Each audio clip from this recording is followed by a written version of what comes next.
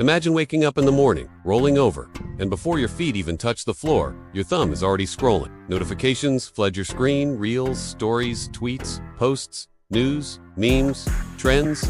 You tell yourself, just 5 minutes. But suddenly, it's been. How often do conversations fade because someone, maybe you, drifted into the vortex of scrolling? This is about us, about a fundamental craving for meaning, connection, escape, and validation. 100 years ago, philosophers asked, what is the meaning of life? You go to dinner, half the table is quietly staring into their phones. Families sit together, yet worlds apart, each absorbed in their own feed. Kids grow up watching cartoons morph into endless YouTube shorts, learning that boredom is something to be feared rather than embraced. Even when we try to take a break, we end up watching videos on how to be more productive or how to stop watching videos. The irony is brutal. Content consumption that starts as escapism often ends in dissatisfaction. A generation so addicted to digital dopamine that silence becomes unbearable.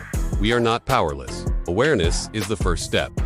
Because the same technology that traps us can also free us. Imagine choosing content that nourishes your soul rather than drains it. If you spend it watching others live their lives, you'll forget how to live your own. But if you invested in learning, growing, connecting, and creating, they were always right here.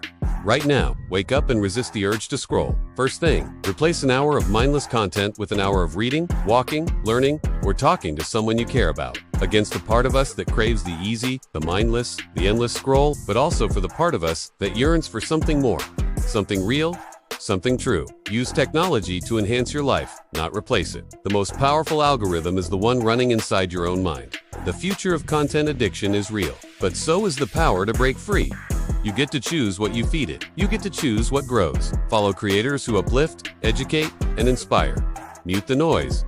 Curate your feed like you curate your life. You step off the hamster wheel, you stop being a consumer of someone else's story and start becoming the author of your own. Hit that like button. Subscribe to Grey to Gold. Because here, we're not just consuming content, we're creating a movement toward awareness, toward intentional living, toward taking our lives back, one choice at a time. Every swipe, every click, every moment you choose presence over distraction, attention over escape, reality over illusion. Imagine setting boundaries, deleting apps that steal your joy, turning off notifications, reclaiming your mornings. Imagine walking outside, feeling the breeze on your face, hearing birds instead of TikToks, having a conversation that isn't interrupted by a ping. A world where thinking feels uncomfortable, where every spare moment must be filled, where solitude feels like suffering, where people forget how to sit with themselves, how to be bored, how to reflect, how to simply exist without stimulation.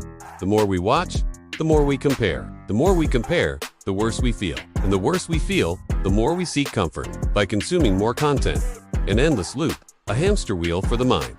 Today, we ask, why didn't my post get more likes? Tech companies hire behavioral psychologists, neuroscientists, and UX designers who study exactly how to hook you. People live inside digital worlds more than the physical one, but how we use it, or how it uses us, determines everything. We curate perfect versions of ourselves for Instagram. We chase viral trends to feel relevant. When was the last time you sat in stillness without reaching for a device? When was the last time you fully listened, without distraction? The sad truth is that many of us don't even remember. We measure our worth by numbers, followers, views, likes, forgetting that none of it fills the emptiness inside. You might have 10,000 followers but feel utterly alone. They know when to show you that perfect video. They know when you're feeling down, bored, or lonely. And they serve content like a drug dealer, offering free samples.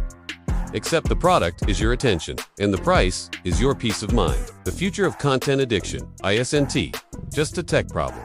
It is a human problem, a reflection of how easily our quest for comfort turns into a trap. But how can we know ourselves if we read drowning in an ocean of endless content that tells us who to be, what to buy, how to think, and even how to feel? How many times have you gone down a rabbit hole watching videos of people living a life you wish you had? The travelers, the millionaires, the perfect couples, the fitness gurus. And in that moment, your brain compares your messy, chaotic, imperfect life to their edited highlight reels. And without even realizing it, you feel less successful, less attractive, less worthy. The future of content addiction is no longer about entertainment. It's about identity. It's about who we become when we let algorithms decide our reality. Our attention, once one of the most precious resources we had, is now the most valuable currency in the world.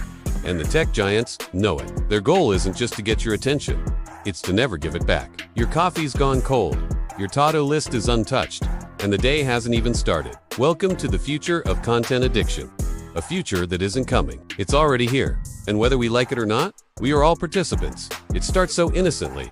A funny video, a relatable post, a motivational quote that feels like it was written just for you. Then comes the algorithm, whispering, "Hey, if you liked that, you'll love this."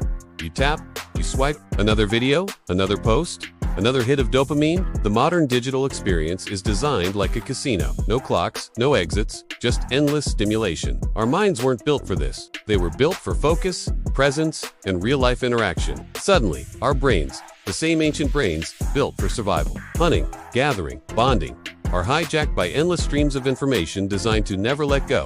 Think about it. How often do you check your phone when waiting in line, sitting in traffic, or lying in bed? But this isn't just about technology. You ever notice how the apps never end? Scroll down, there's always more. Swipe left, it doesn't stop. Autoplay, recommendations, push notifications, look at daily life. And yet, it's not entirely our fault. But here's where it gets scarier. The lines between real and virtual are starting to blur. Philosophers once said, "Know thyself." Let's get brutally honest, and that's the trap. But what's the end game? Picture this. And yet, buried beneath this terrifying reality is a glimmer of truth. Content isn't the enemy. Addiction is. The tool isn't evil. Remember, the most valuable thing you will ever own is your attention. Where you place it shapes who you become. Ask yourself, when was the last time you stared at the sky instead of a screen? And the irony, the things we scroll past in search of happiness. Real friendships, real love, real meaning. We're never behind the screen. But the future can be different. It starts with simple choices. Understand this. The future isn't written yet. It's being written by every choice you make. This is the fight of our generation. Not against machines, but against ourselves. So the next time the algorithm whispers, "Just one more video," remember, if this made you pause, if this hit a little too close to home, it's because deep down, you know it's true. We all do. And if this message resonated with you, then don't just scroll past.